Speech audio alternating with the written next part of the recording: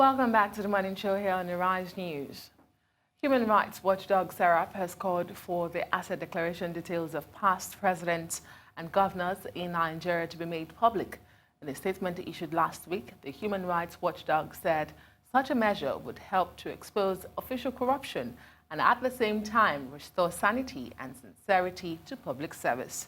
Now, to throw more light on this and the extended conversation about the need for accountability in governance in Nigeria, we're now being joined by the Executive Director, Socio-Economic Rights and Accountability Project, SERAP, Adetokunbo Mumuni. Welcome to the program. It's a pleasure being here. Hi, Mumuni. Good to see you. It's a pleasure. Thank you. Well, your organization, SERAP, is pushing for public declaration of assets, whereas, the law, as it is, either in Section 140, Section 142, Section 172, or Paragraph 11 of the 5th Schedule, does not, in talking about declaration of assets, talk about public declaration.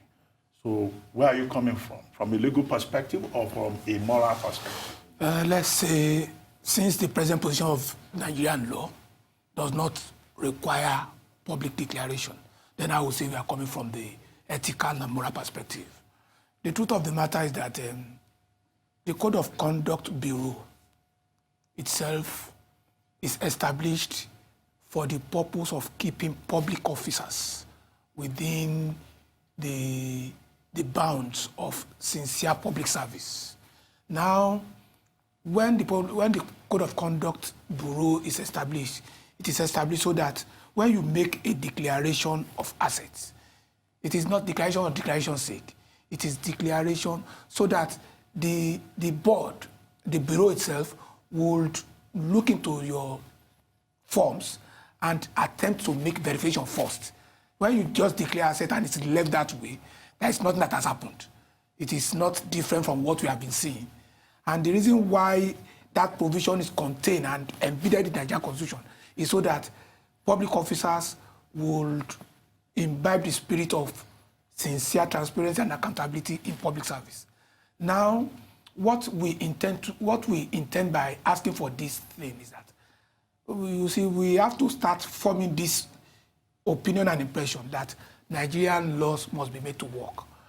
For too long, we have been exhibiting a disregard for our laws in principle. It is not merely the letters of the law that is important, the spirit of the law is also important. And that is why we are making this call. Yeah, but when you say public declaration of assets, I know at some point, President Buhari and Vice President Osinbajo, they promised Nigerians that they will do public declaration, and they try to attempt something close to it, but not quite it. But when you insist on public declaration, don't you think that there are already certain provisions, maybe in terms of freedom of information law, and the right of Nigerians to make requests and ask for, information about the assets of certain public office holders? Exactly. Isn't that adequate? Good. That is why we wrote to the chairman of the Bureau that based on the Freedom of Information Act, which is a law that is applicable in matters of the nature that we want details of the declaration made by past presidents and past governors. Now, we also want to know, by making this request, what has been done in respect of the declared assets. Has verification been made of those declared assets so that Nigerians will now interrogate what had been declared? So when you make a declaration of assets and no interrogation is made on it, then nothing really has happened. That's the position we take. But you talk about the spirit and the letter of the Constitution. Yes. Don't you think there's a reason the Constitution itself stops short of asking or making public officers declare publicly the assets? It's good if the Constitution had not made direct provision for public declaration of assets. Now using the Freedom of Information Act, we are now asking the Bureau to give us those particular details that we requested for. And that the Bureau must give, because the Freedom of Information Act is applicable to all government bodies, ministry, department, and agencies, all public officers exercising government powers. Some would say for security reasons. I mean, we would not want to put all our assets out there. I mean, President Muhammadu Buhari and his vice president indeed declared highlights. You hailed that in 2015 when they declared, in that statement released by Garba Shehu, you hailed that. You said that was a different turn from the norm. Yes. But what has changed? If that was enough for you, I mean, can we declare highlights publicly? Okay, good. If highlights have been declared, we have now decided to use the law made by the Nigerian legislators, which is the law in the true sense of the word, to make specific requests. And that to us is very, very important. It's either you are ready to comply with all laws in Nigeria, or we now say we are no longer operating under law. Let me ask you, in the light of what we saw with the water honoring case before the CCT, issues were raised about verification of assets by the Code of Conduct Bureau. Where do you think the problem lies? Do you think that the Code of Conduct Bureau, as presently constituted, as organized, has the capacity, either in terms of facilities or in terms of funds or in terms of skilled personnel, to carry out verification of assets, considering the number of public officers whose assets it will need to verify? You see, when we have a situation on our hand, we must, when we say we make laws, all the things that the law must use to act must be enabled the particular organization that we are talking about. It's like saying the police is not working effectively. Have you made provisions for what the police require to do their work? So the CCB can engage various security agents or those that will do the work effectively. You cannot say because we are not empowered, and that is why we are not doing our job. Let's know what you will require for this job so that we... No, but the CCB, the Bureau, has had to complain in the past that they are handicapped by funds. That is why we should know where to put our eggs. You see, if we really mean integrity, transparency, and accountability, we must commit resources and energy towards that side. That is what makes sense. Well, I know all of this is within the framework of the fight against corruption. It's very well. And to check leakages within the system. Yes. Do you really believe that even with public declaration of assets, we can check corruption in public service? Good. If declarations are made and citizens of Nigeria now engage, they interrogate those declarations made, once they are made public, it makes it easy for us. It is not declaration for declaration's sake, I need to say. It is declaration to what effect? Towards transparency, towards accountability, towards openness in government. Because in the democracy, there can be no opaqueness in government business. That is what we say. Well, staying with the Onoge issue, reading your statement, it's difficult to draw a line. Are you making a case of witch hunt of the former Chief Justice of Nigeria, or are you saying that the executive or elected officers are equally as corrupt as the judiciary they're talking about? Good, so that it is the reason why we are making this demand is so that those who masterminded the Onoge trial will not be accused of a witch hunt. Because we know that politicians are corrupt. Nigerian politicians are corrupt. So now that we have gone to visit the head of the judiciary, let us look at the head of the executive. Because public officers, for the purpose of the Code of Conduct Bureau, include the president, the vice president, the governor's deputy governor, the Senate president, deputy Senate president, the Speaker of the House of Representatives, and the deputy Speaker of the House of Representatives, and every other public officers. You see, in order to get out of what is likely to happen, the Constitution says public officers. And when Onoge was to be prosecuted, he was prosecuted as a public officer, not as a judicial officer. Because what if they chose the term judicial officer? It will have been taken before the NJC first, before you take any action. But as a public officer, no such requirement is required. So if you can prosecute Onoge, why not prosecute any past president, any past governor, any past president of the Senate, any past deputy president of the Senate, any past speaker of the House of the Senate, any past deputy speaker of the House of Senate? That is the point you are making. Well, sure. So that there won't be an insinuation of a witch hunt. That's why I raised a point earlier on about security. And I guess she was referring to the personal security of persons who declare their assets publicly. Okay, but you know law is also contextual. Yes. You have to factor a lot of things into the culture of the people who develop the system. And you can only test it when you implement it. Yeah. Now, let's see if we say we do public declaration of assets, and you tell the public that this is what you have, this is what you have. You are saying the people will interrogate it. Don't you see that such public declaration could even expose public officials to a lot of danger, risks? You know, the extended family members saying, oh, this is what this man has. And then the whole town is on your neck. They're asking for favor. So in trying to solve one problem, you create another. Shouldn't we just be pleased with verification and strengthen verification? No, you see, we should be okay with verification. But I say, you see, the idea that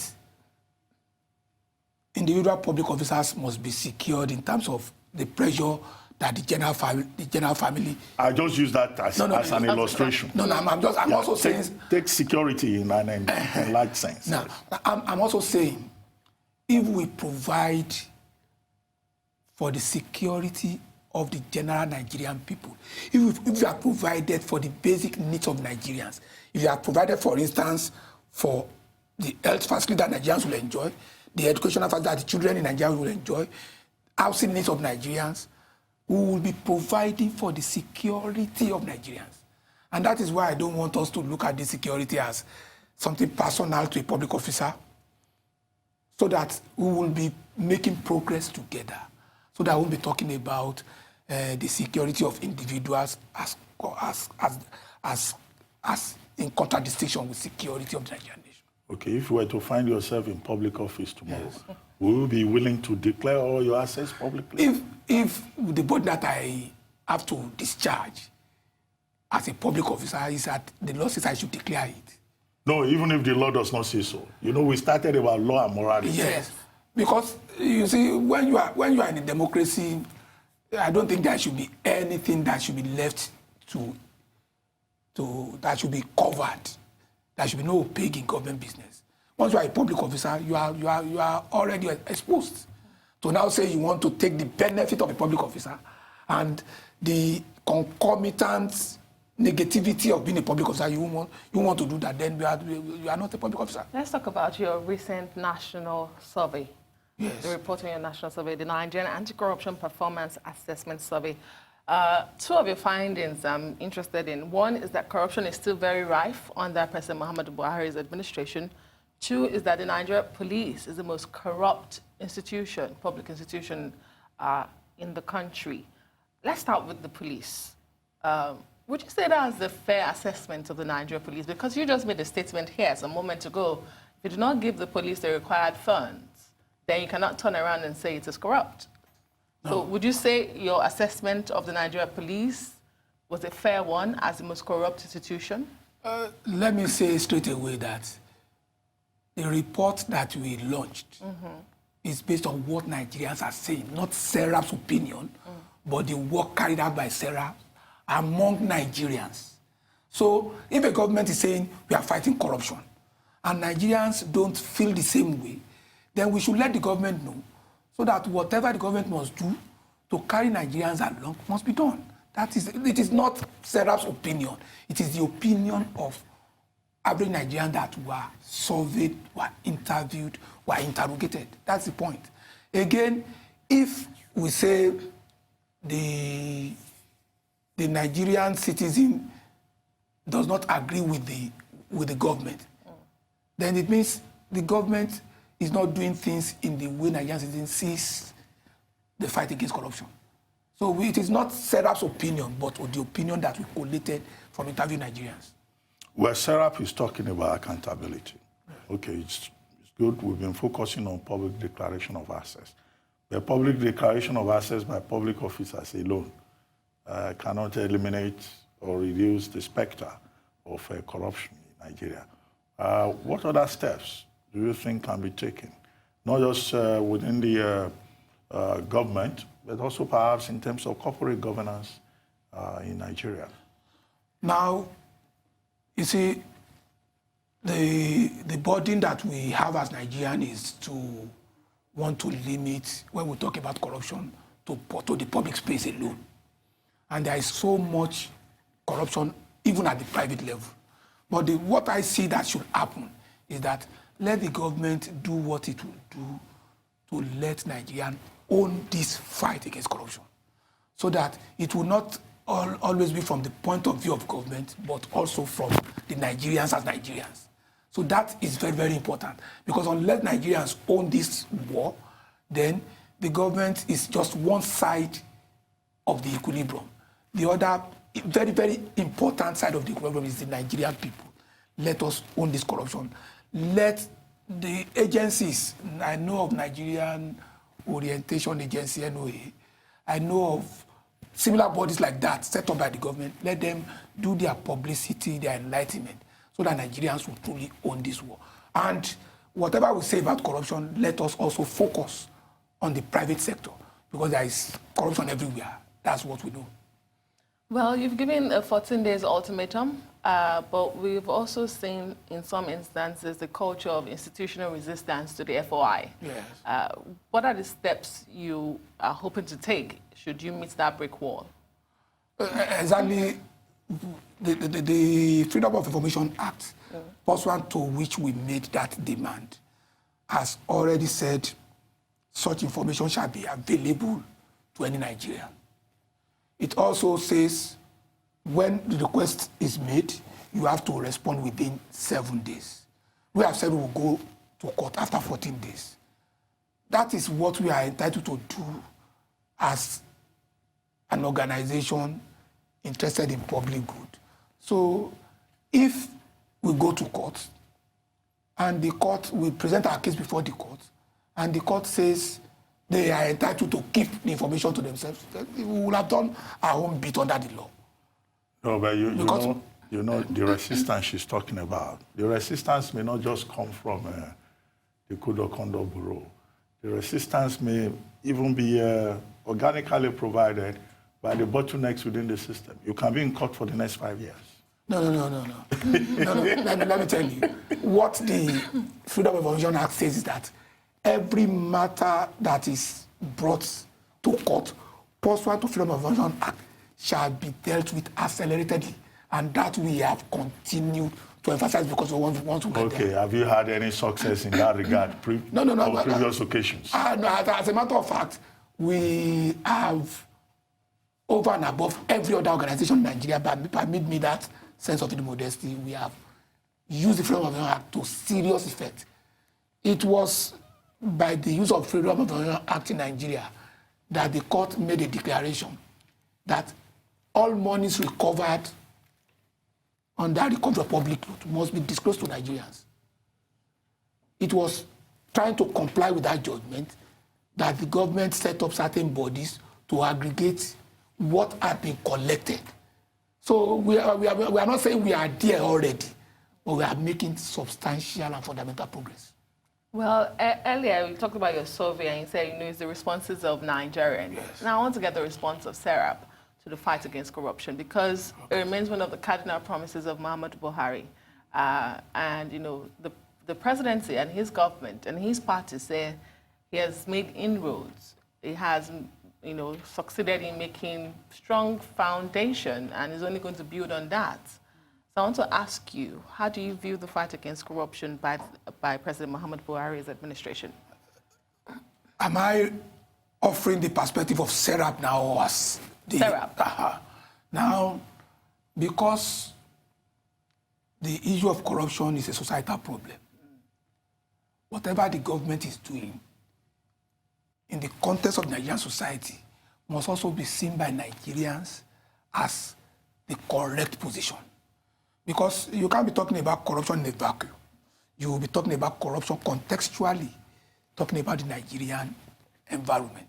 So if the government says, I'm fighting corruption, and the Nigerians does not see the fight in the same light, then the government is not fighting corruption. Are you saying SERAP is not seeing it in the same light? Because we're talking about SERAP now. No, because... As social rights and accountability project. Because what we do in SERAP is to mirror the perceptions and opinions of Nigerians. We cannot say we agree with the government because the society is made up of people. And once the government says this is what we are doing, and the citizens don't seem to share into it, then we won't be supporting the government. Because our business is about Nigerian people. And it is when Nigerian people are satisfied that we feel satisfied as SERAP. Well, SERAP focuses also on accountability. Yes. And I'm sure you must have monitored the 2019 general elections. Yes. One way or the other. What degree of accountability will you ascribe to the conduct of the 2019 general elections? Let me say straight away that the election that we have organized since 1999, when we returned to democracy, to me, let's say we have moved, but I don't want to say that the problem with Nigerian election started in 2019. I have not seen, except for the June 12 election, I have not seen an election that is conducted and that is won fully, fairly, and squarely by anybody that claims it won it. No, I want you to be specific. I'm asking you to assess the 2019 elections. You see, the 2019 election, INEC, the organizing body, pretends as if this is the first time we'll be having elections.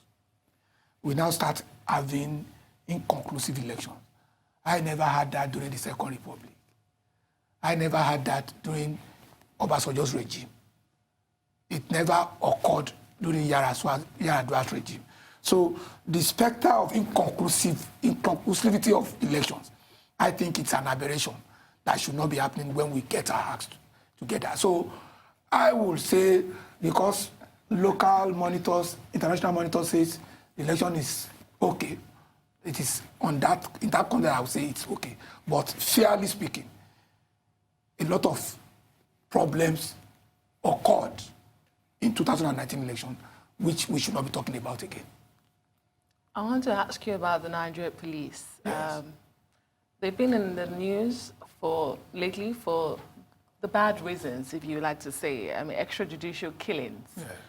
What is your take on what has been going on so far? I mean, we've seen the Acting Inspector General of Police read the Riot Act, but that doesn't seem to have helped the situation. Just recently, again, there was an extrajudicial killing in Ogun State where officers and men of the police force opened fire in front of a crowded area and, of course, obviously killed some people in the process. You see, the way I see it is that in Nigeria, we must make our law count, and it must count seriously. No matter how murder occurs, you should be taken to court once you are identified. Then let the law take its process. It doesn't mean you must be convicted willy-nilly. If the rules and procedure of judicial adjudication is allowed to always govern us, then we will be making progress. You see, the IG may say anything. A lot of other security people, when they misfire or when they do things contrary to what is expected, may say anything. But what I insist is that let whoever has been found on the wrong side of the law be taken through the judicial process duly, and let us have the best in terms of whatever justice will say. That to me would be a way of correcting this problem. It is not about the IG reading the Riot Act. He has read a lot of Riot Acts. The last time the IG was speaking, said we can now confirm that Abuja-Kaduna road is now free. And safe. But we knew what happened subsequently after that speech. That to me is not any serious sense. This one, maybe we should let Adetokunbo Mumuni of the hot seat I see you probably have a matter in court this morning, so that we don't delay you. Thank you very much. Thank you very much for your insights. It's a pleasure.